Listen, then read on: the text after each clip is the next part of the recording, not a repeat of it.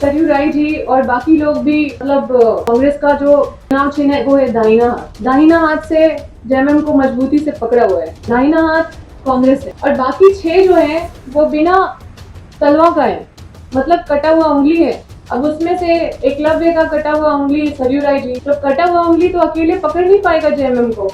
सुप्रियो भट्टाचार्य जी बोले हैं कांग्रेस को, बेंग अपने आप को बोले हैं, कलर भी देख लीजिए। हम बस बीजेपी का नाम दिए हैं जो जाल बना रहा है अभी, ये है मकड़ी, ब्लैक विडो। और ये इतना खतरनाक मकड़ी होता है जो एक बार, मतलब एक चुभन जेएमएम खत्म। ये मधुमक्खी है। ये जो 6 मधुमक्खी जो बनमना रहे हैं कि हम लोग सरकार बनाएंगे, जो दिग्गज नेता है उनसे बस यही कहना चाहते हैं कि ये जो मधुमक्खी है, ये जब एक साथ 6 जगह काटेंगे तो समझ में नहीं आएगा कि कहाँ खुजाए कहाँ छोड़े। और ये लोग जो है सरकार का शहर चाटने के लिए बनभिना रहे हैं कि हम लोग सरकार बनाएंगे। नहीं, आपने सुना है ना, आ बर मुंह में पर तो मैं भी आ कर। असल में ये आ बर मुंह में पर वाली जो स्थिति है, अंबा प्रसाद ने आज एकदम इसको सार्थक कर दिया। कांग्रेस से जिस रिएक्शन की उम्मीद बहुत दिन से हो रही थी, वो रिएक्शन इतने दिनों बाद जाकर के अंबा प्रसाद की तरफ से आया। और अंबा प्रसाद ने साबित कर दिया कि वो सच में अंबा है भाई। ने मतलब इतनी तीखी प्रतिक्रिया दी है कि क्या बताऊं। आज प्रेस कॉन्फ्रेंस में अंबा प्रसाद बाकायदा बेंग, सांप और मकड़ी लेकर के बैठी थी। हाँ, मजाक नहीं। सांप तो कांग्रेस को बता दिया जेएमएम ने, अब हरा रंग का बेंग लेके आई वो, और इस बेंग को उन्होंने जेएमएम बता दिया कि भाई ये बेंग है। और सुप्रियो भट्टाचार्य ने जो बंगाली कहावत कही थी, उस बंगाली कहावत का पूरा पोस्टमार्टम कर दिया। और इस पोस्टमार्टम के बाद उन्होंने अमेज़न के जंगल में पाई जाने वाली एक ब्लैक विडो मकड़ी भी दिखाई। ये ब्लैक विडो मकड़ी बहुत खतरनाक होती है। आपने एनाकोंडा फिल्म का पहला पार्ट देखा होगा, तो उसमें जो जेनिफर लोपेज का लव इंटरेस्ट था, उसके गर्दन में ब्लैक विडो काट देती है, जिसके बाद उसका शरीर पैरालाइज हो जाता है। असल में इस ब्लैक विडो के बारे में कहा जाता है कि इसके पूरे शरीर में साइनाइड होता है, और बीजेपी को अंबा प्रसाद ने यही ब्लैक विडो बता दिया। इसके अलावा जो निर्दलीय जैसे सरयू राय है, जो जेडीयू के एकमात्र विधायक है, तो अब सरयू राय सरकार को बिना सख्त समर्थन देने के बात कहते हैं, तो उन्होंने सरयू राय को एकलव्य का कटा हुआ अंगूठा कह दिया। जयराम महतो को भी उन्होंने कहा कि ये सब मधुमक्खी हैं, और ये सब जेएमएम को जब काटेंगे तो जेएमएम की कहां कहां सूझेगी, जेएमएम को खुद अंदाजा नहीं होगा। आज अंबा प्रसाद ने बाकायदा एक झारखंडी बेटी की तरह जेएमएम को जवाब दिया है। अंबा प्रसाद की इस प्रेस कॉन्फ्रेंस को सुनिए, सुन के मजा आएगा। पॉलिटिकल ड्रामा चल रहा है तो मजा आप भी लीजिए। आप काहे छूते रहेंगे, हर बतवे में सीरियस हो जाते हैं। सुनिए झारखंड की बेटी क्या कह रही है। सभी प्रेस बंधुओं को जोहार। मैं बंगाल के दौरे से आई हूँ, और बंगाल के दौरे के दौरान एक लोक गायिका से मुलाकात हुआ। वो लोक गायिका से हमने पूछा कि हमारे झारखंड में जेएमएम के हमारे महासचिव सुप्रियो भट्टाचार्य जी हैं, तो हमने उनको बताया कि ऐसा है कि कांग्रेस पे तंज कसा गया है एक मुहावरा बोलते हुए, सांपेर माथाए बेंगेर नित्तो। इसका क्या मतलब है, क्यों तंज कसा गया, आखिर में इसका मतलब क्या है। तो वो काफी नाराज हुई और बोली कि देखिए, वेस्ट बंगाल कल्चर को बहुत प्यार करता है और कल्चर से बहुत जुड़ा रहता है, और ये जो मुहावरा आप बोल रहे हैं ये 4 लाइन का मुहावरा है, जिसका जो शरीर तत्व है उसको जोड़ के ये मुहावरा, ये लोकगीत है। तो ये 4 लाइन है, धिकलम मोरा नदीर चोरे, सांपे माथाय बेंगे नित्तो, मयूर केमन नाचे रे, पुकुर पड़े आगुन जले, धुआं केमन उड़े रे। इसका मतलब ये है कि धिकलम मोरा नदीर चोरे का मतलब है कि जो नदी सूख जाता है वो हमारे शरीर में, वो हमारे जीवन में कष्ट और दुख का द्योतक होता है। और जो दूसरा लाइन है कि सांपेर माथाए बेंगेर नित्तो, उसका मतलब है कि हमारे जो सृष्टि का जो विधि है उसका मूल शक्ति जो है सांप और बेंग को बताया गया है, वो भी हमारे शरीर तत्वों से जोड़ के बताया गया है। फिर जो तीसरा है कि मयूर केमन नाचे रे, उसका मयूर को हमारे प्राण का शक्ति का संचार के रूप में जोड़ के बताया गया है। और फिर कुकुर पड़े आगुन जले, मतलब कि जो तालाब के पास जो आग जल जाता है तो कभी हमारे जीवन में शीतलता होता है, कभी आग की तरह तपता है, उसको जोड़ के दिखाया गया है। और जो आखिरी लाइन है कि धुआं केमन ओढ़े रे, तो जब आप आग में पानी डालते हो तो जो धुआं निकलता है और वो भाप की तरह गायब हो जाता है, उसी तरह से हमारे शरीर से भी आत्मा निकल के गायब हो जाता है। और वो काफी बोले कि बहुत गहरा और गंभीर मतलब है इसका। इसका मजाक कोई बंगाली उड़ाए ये हम उम्मीद नहीं करते। और आदरणीय सुप्रियो भट्टाचार्य जी बंगाल के हैं, बंगाली ब्राह्मण भी है, और खुद अपने कल्चर का इस तरह से अपमान किए, हम लोग को भी बदनाम किए, कांग्रेसी लोग को। एक कांग्रेसी होने के नाते मुझे भी काफी अपमानित महसूस हुआ। तो हम सोचे कि इस बात को आप लोगों के बीच में रखना चाहिए, और जो अपने जाति का, अपने संस्कृति का जो सम्मान नहीं कर सकते, उसे कांग्रेस भी सम्मान का उम्मीद नहीं करती है। मुझे पता है कि माननीय मुख्यमंत्री जी के ये शब्द नहीं है, माननीय मुख्यमंत्री जी का ये भाषा नहीं है, इसलिए आदरणीय माननीय मुख्यमंत्री जी का ही ये जिम्मेदारी है कि क्योंकि वो जेएमएम के हैं तो इस बात का वो खंडन करे और करवाए। हालांकि जब सांप और बेंग का तत्व को खड़ा कर ही दिया गया है तो यही व्यंग के माध्यम से हम भी इससे हम आपको बताते हैं। सांप और बेंग, तो सांप और बेंग हम किसी को नहीं बोले हैं, ये सांप सुप्रियो भट्टाचार्य जी बोले हैं कांग्रेस को, बेंग अपने आप को बोले हैं, कलर भी देख लीजिए। और सांप और बेंग, सांपे माथाएं बेंगे नित्तो, तो ये बताना चाह रहे हैं हम, इसका नाम हम नहीं दिए हैं, हम बस बीजेपी का नाम दिए हैं जो जाल बना रहा है अभी। ये है मकड़ी, ब्लैक विडो, और ये इतना खतरनाक मकड़ी होता है जो एक बार, मतलब एक चुभन जेएमएम खत्म। मतलब ये इतना विषैला होता है, इसमें पोटेशियम साइनाइड होता है। और ये मकड़ी जो है, ये जब काटता है तो ना ही इस पे बीन का असर होता है, ना ही बीन बजाने का मौका देता है। तो ये हम बस चेताने के लिए सुप्रियो भट्टाचार्य जी तक अपनी बात पहुंचाना चाह रहे हैं, क्योंकि उन्होंने मीडिया में बोला है। तो ये मकड़ी कितना खतरनाक है देख लीजिए। और जो बाकी लोग बोल रहे हैं कि हम लोग सरकार बनाएंगे, कांग्रेस छोड़ के जेएमएम को हम लोग संभालेंगे, तो क्योंकि आदरणीय हमारे सरयू राय जी भी जो हमारे आदरणीय है और हम उनके किताबों को भी पढ़े हैं, हम उनका बहुत सम्मान करते हैं, इसलिए हम उनका कोई टिप्पणी नहीं करना चाहते। बस इतना ही कहना चाहेंगे कि उन्होंने बोला है कि अगर कांग्रेस के बिना अगर जेएमएम सरकार बनाना चाहती है तो हम बिना शर्त के हम आपको समर्थन देंगे। तो लोग भी, मतलब कांग्रेस का जो चुनाव चिन्ह है वो है दाहिना हाथ। दाहिना हाथ से जेएमएम को मजबूती से पकड़ा हुआ है, दाहिना हाथ कांग्रेस है। और बाकी 6 जो है वो बिना तलवा का है, मतलब कटा हुआ उंगली है, और कटा हुआ उंगली सब छितराए हुए है अलग अलग जगह पे। अब उसमें से एकलव्य का कटा हुआ उंगली सरयू राय जी, तो कटा हुआ उंगली तो अकेले पकड़ नहीं पाएगा जेएमएम को, और बाकी जो उंगली है वो भी छितराए हुए है और केंचुआ की तरह छटपटा रहे हैं कि हम पकड़ेंगे जेएमएम को और सरकार बनाएंगे। तो ये लोग,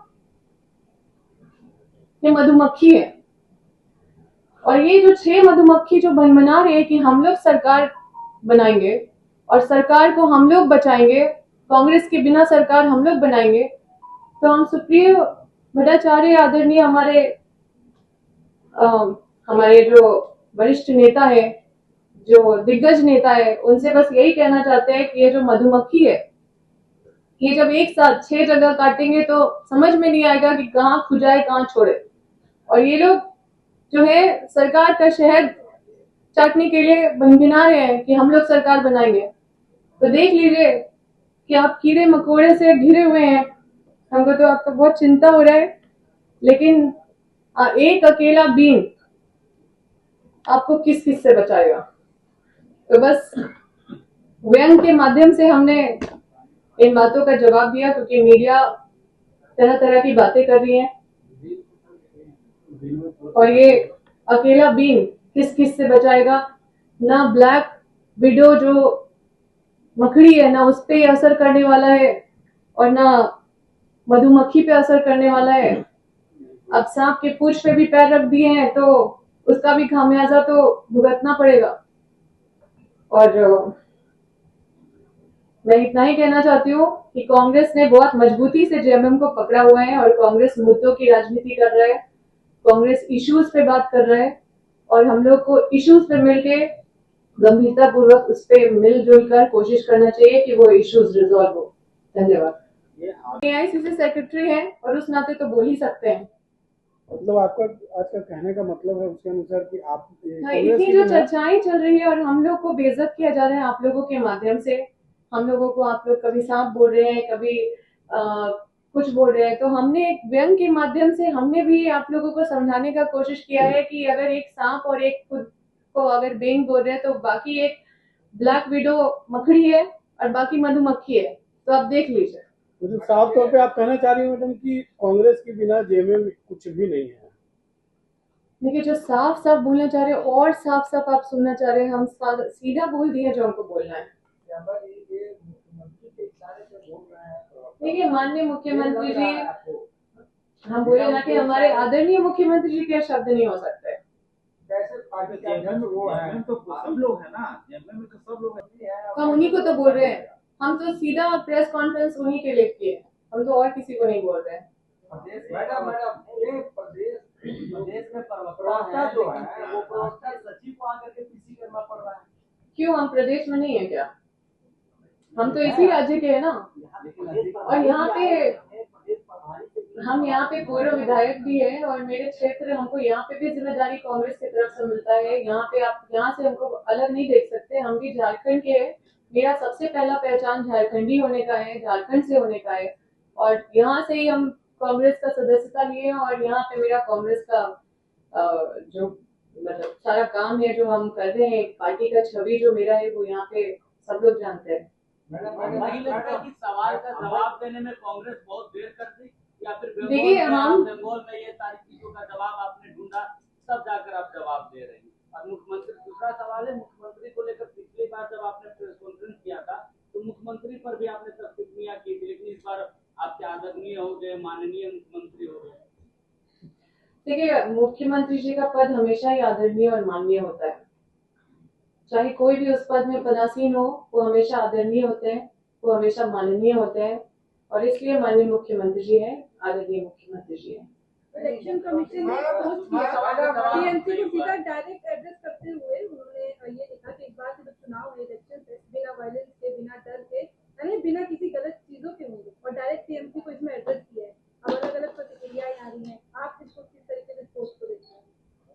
देखिए, इलेक्शन कमीशन ऐसे बात कर रहे हैं टीएमसी के दो टूक, ये टुक टुक करके क्या कर रहा है मतलब इलेक्शन कमीशन को ये शोभा दे रहा है ये टुक टुक करने का चीज? क्योंकि जिस तरह से उनका जो पोस्ट आ रहा है, आप देखिए कि वो एक संगठित राजनीतिक मतलब सर्वदलीय राजनीतिक पार्टी की तरह, मतलब ऑर्गेनाइज पार्टी की तरह वो दिख रहे हैं कि आप टीएमसी के ऊपर जो टिप्पणी कर रहे हैं। सबसे पहला चीज कि इलेक्शन कमीशन ऑफ इंडिया को किस एक संवैधानिक पद में है और टीएमसी के दो टूक करके अगर वो लिख रहे हैं तो कितना टूक उनको कौन बता रहा है? इसका मतलब आपको टीएमसी ही ब्रीफ कर रही है कि टीएमसी के दो टूक है। तो इस तरह का जो बयान है वो साफ दिखा रहा है कि आप संवैधानिक पद छोड़ के आप एक सर्वदलीय राजनीतिक संगठन बना लिया है, जिसमें आप किसी भी दल के बारे में अंदर अंदर की बात बोल रहे हैं, कितने टूक, 4 टूक, 5 टूक, 2 टूक। ये बड़ा हंसी का बात है कि इलेक्शन कमीशन ऑफ इंडिया इस तरह से पोस्ट करके अपना मतलब ज्ञानेश जी इतने ज्ञानी हो गए कि उनको पता चल गया है कि कितना टूक कौन से पार्टी में चल रहा है और कहाँ कहाँ क्या होने वाला है। और वो जो भी वहां पे अगर दंगा होता है या फिर कोई भी चीज जो उन्होंने लिखा है अगर वो होता है तो सबसे पहले एफआईआर में नाम भी तो ज्ञानेश जी का होना चाहिए। मैम, बंगाल की सह प्रभारी है, बंगाल दौरे पे थी, क्या स्थिति है पार्टी की बंगाल में? और दूसरा सवाल कि नारी बंधन जो बिल था उस पर आज चर्चा हुई है कैबिनेट में और उसे संसद के सदन के पटल पर लाया जाएगा। लोकसभा की सीटें बढ़ेंगी, किस तरीके से देखते हैं, क्योंकि महिलाओं की एक बड़ी संख्या सदन में दिखने की तैयारी केंद्र सरकार कर रही है। दोनों पे जवाब दीजिए। देखिए, अभी जो बंगाल का हालत है, आप लोगों से छुपा नहीं हुआ है, मतलब छुपा हुआ नहीं है। करप्शन हो या लॉ एंड ऑर्डर इश्यू पे या फिर एसआईआर के मामले पे भी बहुत ज्यादा एक टेंशन का माहौल है। अब इन सब चीजों पे आप देखिए कि माननीय सुप्रीम कोर्ट के जज, उनका भी वोटर आईडी क्वेश्चनेबल हो गया है। उनका भी वोटर आईडी, जो खुद एसआईआर का मामला देख रहे हैं, वो जज साहब का जो मतलब उनका भी एसआईआर में मतलब वो एजुडिकेशन में चला गया है। तो ये लोग 90 लाख वोटर्स को वहां से काटे हैं वेस्ट बंगाल से, और 60 लाख कम से कम बिहार से काटे। हम सिर्फ 2 ही स्टेट का बोल रहे हैं।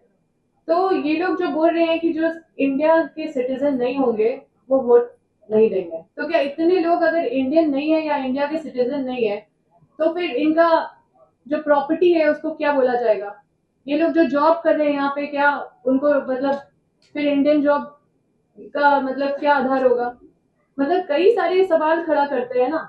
आप आज बोलते हैं कि स्पेलिंग मिस्टेक है वोटर आईडी में, आप आज बोलते हैं कि मेल को फीमेल आपने किया है, सारा वोटर आईडी में आपने गलती किया है। हम कभी एसआईआर पे कांग्रेस पार्टी ने क्वेश्चन नहीं किया है। आप एसआईआर करिए, हर किसी को रिव्यू का अधिकार है।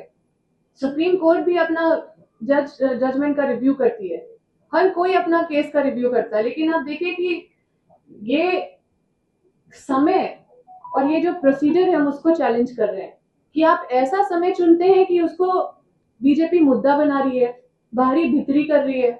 आप इसको मुद्दा बिना बनाए हुए आप इसको मतलब तरीके से फेयर इलेक्शन होने देते। आप तो फेयर इलेक्शन होने के लिए आप इंटरप्ट कर रहे हैं। आप इलेक्शन के समय और लोगों से ना आपको 10th का पास का सर्टिफिकेट मांग रहे हैं, ना आप एडमिट कार्ड मांग रहे हैं, ना आप बर्थ सर्टिफिकेट मान रहे हैं बंगाल में। तो बिहार में आप जो मान रहे थे वहां यहाँ पे नहीं मान रहे। तो आपको जो वहां मानना है, हर जगह अलग अलग आपका नियम है और हर जगह अलग अलग तरीके से ये लोग कर रहे हैं। और टाइम देके सीधा इलेक्शन के समय केओस पैदा कर रहे हैं। स्कूल का परेशानी हो जा रहा है, टीचर्स को पूरा उसमें लगना पड़ रहा है। हर डिपार्टमेंट के लोग बस इसी पे लगे हुए हैं। इतना केओस हो गया है, इतने सारे वोटर जो एजुकेशन में डाल दिया गया है। अभी सब लोग को सुप्रीम कोर्ट जाना पड़ रहा है। एक लोग सुप्रीम कोर्ट के पास जा रहे हैं, सुप्रीम कोर्ट का टाइम भी खराब हो रहा है। तो आप लोग देखिए कि क्या इसका इंटेंशन है। हम लोग बस इसी का विरोध कर रहे हैं कि ये जो तरीका है कि अगर आपने वोटर आईडी गलत बनाया तो उसका जो जिम्मेदार कौन है, उस पर भी जिम्मेदारी तय होनी चाहिए। अगर फिर से गलती होगा, अगर जो लोग यहाँ पे शुरू से रह रहे हैं उसका अगर वोटर आईडी कार्ड देता है तो आप उसको वोट देने का अधिकार से दूर कर रहे हैं, आप उसको फंडामेंटल राइट से दूर कर रहे हैं, उसका वोटिंग राइट से दूर कर रहे हैं। और फिर अगर ये चीज पाया जाता है कि आपने गलत किया है तो फिर उसके बाद फिर कार्रवाई किस पे होगा? तो कई सारी चीजें जो हम लोग इसका ही विरोध कर रहे हैं कि इसको बस चुनावी हथकंडा के लिए ये सब लोगों को यूज किया जा रहा है। अगर फेयर इलेक्शन कराना चाहते तो ये लोग एसआईआर तरीके से कराते, इलेक्शन से पहले से कराते। इतने समय से ये लोग कहाँ थे?